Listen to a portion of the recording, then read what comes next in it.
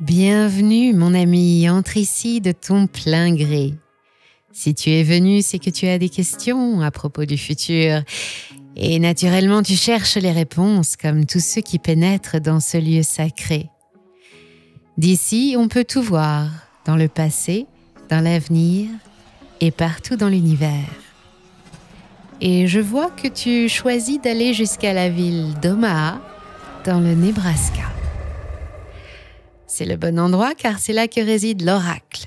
Celui qui voit tout, celui qui sait tout, le Nostradamus de Wall Street, le prophète des bourses. Son nom est Warren Buffett. On ne lui connaît pas d'égal.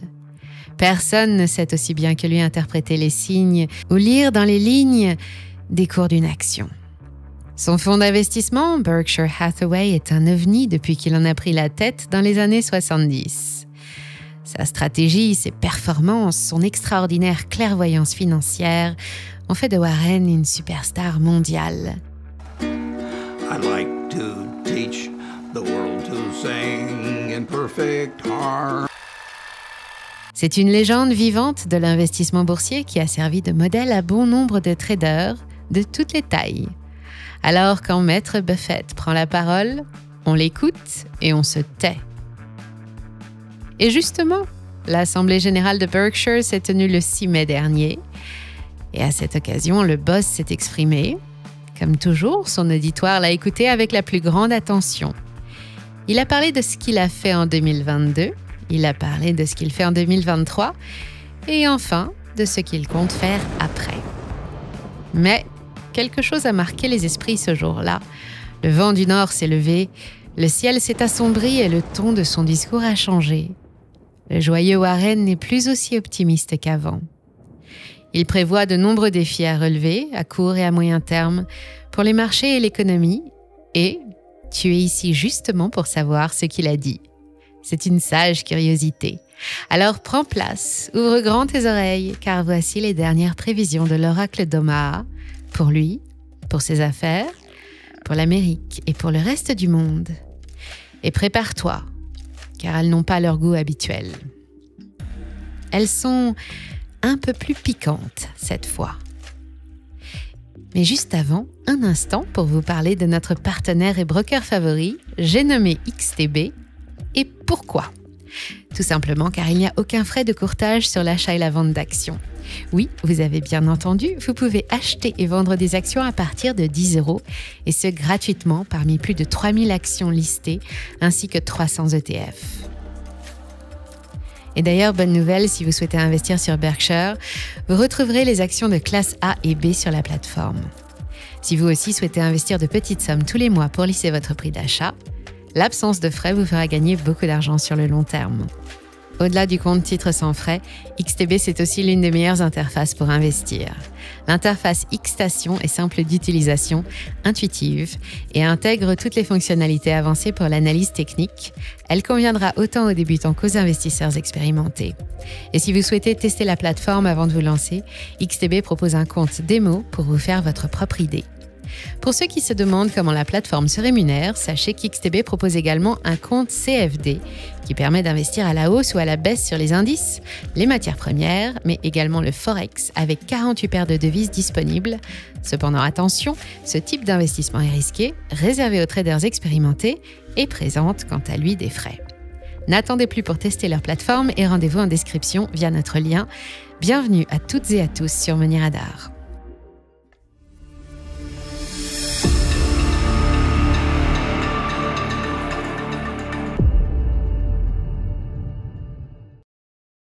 L'âge d'or de l'économie américaine touche à sa fin. Voilà comment on peut résumer l'intervention de Warren Buffett lors de l'Assemblée générale de Berkshire Hathaway du 6 mai 2023. On l'a déjà connu plus confiant dans l'avenir et cela ne lui ressemble pas beaucoup. On ne va pas refaire une biographie de Warren Buffett, nous parlons souvent de lui sur la chaîne, mais si vous venez d'arriver ou si vous vivez sur une autre planète, voici un résumé express du personnage en 60 secondes. Top chrono. Du haut de ses 92 ans, il est considéré comme le plus grand investisseur de tous les temps. C'est un drôle de personnage, un prophète milliardaire célèbre pour ses coups de bourse, qui vit pourtant de façon très simple, dans la même maison, à Omaha, depuis des dizaines d'années. Il n'a jamais fait autre chose qu'acheter et vendre des actifs pour se constituer sa fortune personnelle, 113 milliards de dollars, et faire le bonheur de ses clients en participant à faire la leur. Pour parvenir à surperformer tous les indices boursiers pendant 57 ans, il a mis en pratique la méthode de l'économiste américain Benjamin Graham, son mentor, connu sous le nom de Value Investment, ou en français, l'investissement dans la valeur. Cela consiste à rechercher les sociétés dont le cours boursier ne reflète pas le vrai potentiel et qui disposent d'un avantage unique et inimitable, comme par exemple la recette secrète du Coca-Cola ou les brevets de l'iPhone. Warren passe sa journée à étudier les fondamentaux de dizaines de sociétés pour faire son choix et les intégrer ou non au portefeuille de Berkshire, 299 milliards de dollars au 31 décembre dernier, quand même. Homme discret, sourire de grand-père et humour british, c'est aussi un pédagogue qui partage son savoir dès qu'il le peut et conseille les investisseurs à chaque interview. N'investissez jamais dans un domaine que vous ne pouvez pas comprendre. Ou bien, le prix, c'est ce que vous payez, la valeur, c'est ce que vous obtenez. Ou encore, investir c'est simple, mais ce n'est pas facile. Voici 3 mantras du maître à répéter chaque matin 10 fois avant le petit déjeuner. Enfin, c'est un grand philanthrope qui, avec son ami Bill Gates, distribue les milliards à travers ses fondations caritatives pour essayer de rendre le monde meilleur. Voilà qui est Warren Buffett et pourquoi on l'écoute. Voilà aussi pourquoi son discours du 6 mai dernier a surpris le parterre de participants, un petit millier de privilégiés qui ne sont pas habitués à autant de pessimisme de la part de leur président et qui sont repartis avec plus de questions que de réponses. Pourtant, les choses avaient bien commencé, avec les résultats de Berkshire, encore très bons comme d'habitude. En 2022, la société enregistre, oh, quelle surprise, des performances au-dessus de la moyenne, plus 12% pour le résultat opérationnel qui s'établit à 30,8 milliards de dollars, un bénéfice d'exploitation de plus de 8 milliards, en hausse de 14% et une montagne de cash, 128 milliards de dollars dans les caisses au 31 décembre.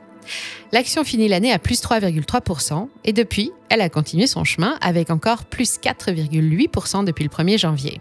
En tout, c'est plus 63% en seulement 5 ans, pendant que le SP500 ne progresse que de 51% et le Dow Jones de 35% sur la même période, la volatilité en moins. Mais les heureux actionnaires du conglomérat le plus célèbre du monde ont vite déchanté quand l'ambiance a changé et que le visage de Warren s'est fait plus grave. Look like they will swing in our direction. I would expect, but I can't promise, that our operating earnings will be greater than last year. Accompagné de son double et grand ami Charlie Munger, 191 ans à eux deux, il a rapidement mis le doigt là où ça fait mal. Et sa prédiction, la voilà. La majorité des entreprises détenues par Berkshire vont enregistrer cette année des bénéfices inférieurs aux années précédentes. C'est une conclusion de Bloomberg. La période dorée qu'a vécue l'économie américaine a pris fin. En gros, le temps où Berkshire engrangeait des milliards de dollars par palettes entières est fini.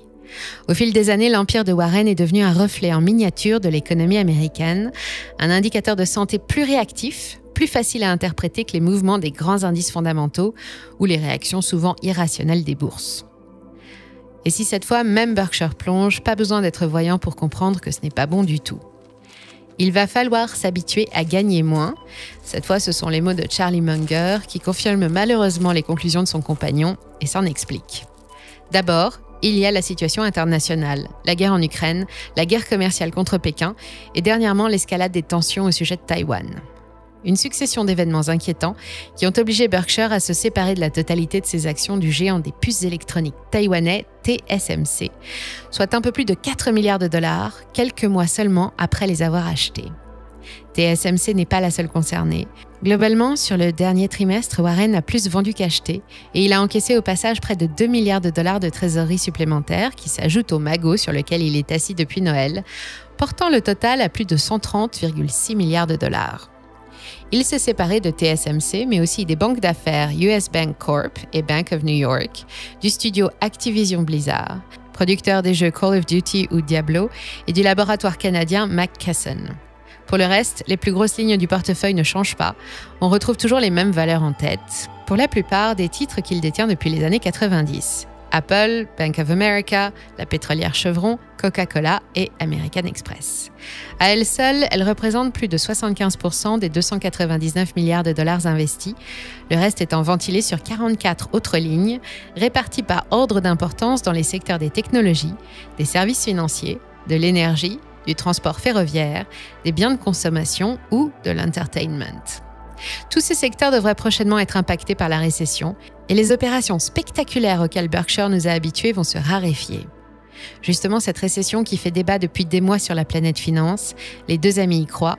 Elle commence d'ailleurs avec une crise bancaire, une crise qui, selon Warren, aurait pu être évitée. Il rend les dirigeants des 4 banques régionales américaines en faillite coupables d'avoir provoqué la catastrophe en ignorant volontairement les risques. Par exemple, en distribuant à tour de bras des prêts à taux fixe accordés à près de 0%, sans garantie et sans contrôle. On comprend mieux que la hausse des taux directeurs américains qui ont bondi de 5,25% en 10 fois depuis avril 2022 ne leur ait laissé aucune chance. Les autorités sont elles aussi dans son viseur pour les lacunes de la loi en ce qui concerne les banques régionales, mais aussi pour avoir laissé les banques privées gérer la crise. Actuellement, la Fed est en pause, le temps d'observer les effets de sa politique monétaire sur l'économie dans son ensemble. La décision est intervenue le 1er mai, après une dernière hausse des taux d'un quart de point pour arriver à 5,25%. Mais attention, message direct de Jay Powell aux marchés qui ont tendance à anticiper, il n'est pas question de ne plus les augmenter et encore moins de les abaisser. Bien qu'elle soit en baisse depuis 9 mois consécutifs, l'inflation américaine n'est toujours pas maîtrisée, encore 5% en mars quand elle doit être inférieure à 2%, et si jusqu'à maintenant l'économie a résisté, elle commence enfin à montrer des signes de ralentissement. La croissance américaine au premier trimestre est décevante, à plus 0,2% comparé au dernier trimestre de 2022, ce qui annonce un taux annualisé de 1,1% seulement, qui confirme les craintes de Warren. Ensuite, le troisième sujet de préoccupation, c'est la crise du plafond de la dette. Pour Warren, 30 000 milliards de dollars de dette publique et même 31 400 milliards, ce n'est pas un problème. Ce qu'il est par contre, c'est que cette dette ne puisse plus augmenter. Le plafonnement de la dette publique est un cran de sécurité légale prévu pour éviter que les dépenses fédérales ne dérapent. Pour fixer un point de comparaison, en 2010, le plafond était fixé à 14 300 milliards de dollars, soit 91% du PIB. 13 ans plus tard, il est fixé à 31 000 milliards de dollars, soit 123% du PIB, et il a besoin d'être revu à la hausse de toute urgence. Mais pour ça, il faudrait un vote du Congrès, et cette fois, les républicains ont décidé de ne pas faciliter le travail au gouvernement Biden, et le processus est bloqué. En refusant de s'entendre sur les conditions de l'augmentation, il prive l'État américain de toute possibilité d'emprunter, le sort généralement réservé aux personnes surendettées. Le problème, c'est que plus de 8 000 milliards de cette dette sont détenus à l'étranger et qu'il faut bien les rembourser. L'obstination des républicains pourrait mener à un incident technique sans précédent qui mettrait les États-Unis face à un défaut de paiement dès juin prochain. Juin, c'est dans un mois. Évidemment, une telle situation ne laisse personne indifférent, surtout pas Warren, qui continue de croire que le Congrès, malgré ses divergences internes, ne laissera pas un tel drame se produire. En attendant, le département du Trésor américain doit user de techniques comptables pour intégrer la dette dans les comptes fédéraux, mais ça ne pourra pas durer éternellement. Depuis 2012, la dette américaine dépasse la totalité des richesses que le pays produit en une année, et depuis 2012, la dette augmente plus vite que la croissance. Là non plus, pas besoin de boule de cristal ou de jeu de tarot pour savoir ce que ça signifie, d'autant plus que ça tombe pile au moment où le dollar subit une des plus violentes crises de confiance de son histoire. La dédollarisation vient de l'Asie et l'Amérique ne peut pas y échapper.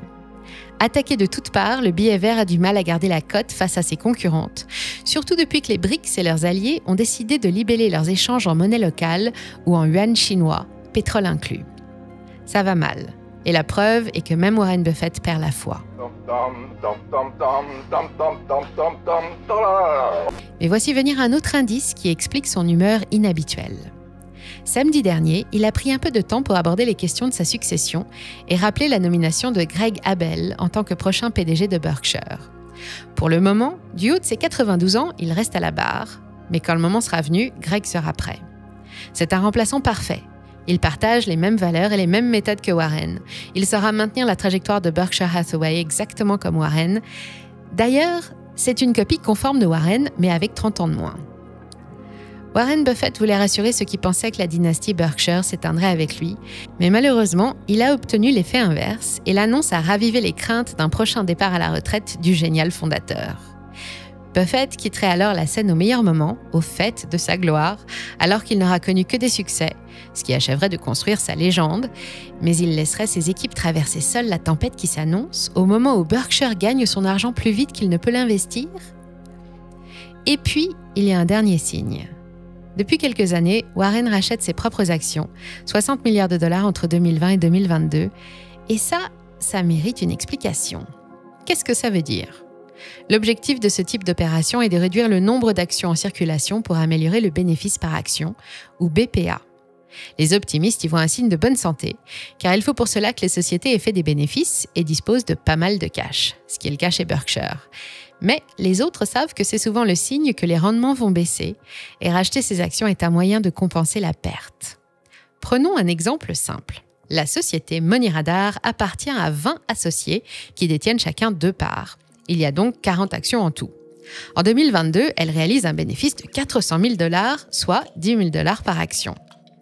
Avec une partie de cet argent, elle décide de racheter 8 parts à 4 associés qui acceptent de les lui vendre. Il ne reste plus alors que 32 actions en circulation, soit cette fois un bénéfice par action de 12 500 $, soit plus 25%. L'année suivante, le bénéfice peut descendre jusqu'à 360 000 $. L'actionnaire obtient toujours 10 000 $ par action. Attention, c'est un effet mécanique. Il ne résulte pas de nos décisions en matière de gestion ou d'orientation commerciale. Cette année, Warren Buffett a programmé 13 milliards de dollars de rachats supplémentaires. De cette façon, il espère rendre une partie des profits perdus à ses plus fidèles actionnaires, mais il envoie aussi un signe que chacun interprète comme le meilleur indicateur de la récession à venir. Notre maître de la bourse semble avoir perdu son inébranlable conviction en une économie toujours prospère. 2023 sera une année difficile, et les suivantes sont noyées dans les limbes d'un avenir embrumé que lui-même est incapable de percer. Lors de cette dernière assemblée générale, Warren a tout simplement prévenu son public que les temps vont changer, une fois de plus, avec la crise du dollar, la crise de la dette, la croissance économique décevante, les profits en baisse, l'inflation et les hausses de taux qui font déjà vaciller les banques. L'Amérique s'attend déjà à gagner moins d'argent et Berkshire en fera autant. Greg Abel, le disciple préféré de Warren, devra déployer beaucoup de talent et va trouver là l'occasion parfaite d'observer comment son maître compte traverser la crise. Et ensuite, sera-t-il capable de faire aussi bien que son mentor ? Heureusement, chez Berkshire, on ne craint pas les hausses de taux. 130,6 milliards de dollars de trésorerie rémunérés à 5,75%, ça compense un peu. En attendant, si vous souhaitez investir en réaction à ces grands changements macroéconomiques, faites un tour sur la plateforme XTB pour faire vos emplettes sans aucun frais.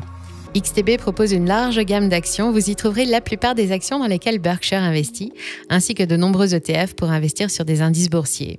Et si vous souhaitez directement investir dans Berkshire et laisser Buffett prendre les meilleures décisions pour vous, sachez que XTB propose également les actions Berkshire de catégorie A qui avoisinent les 500 000 $. De quoi ? Vous n'avez pas le budget pour ça ?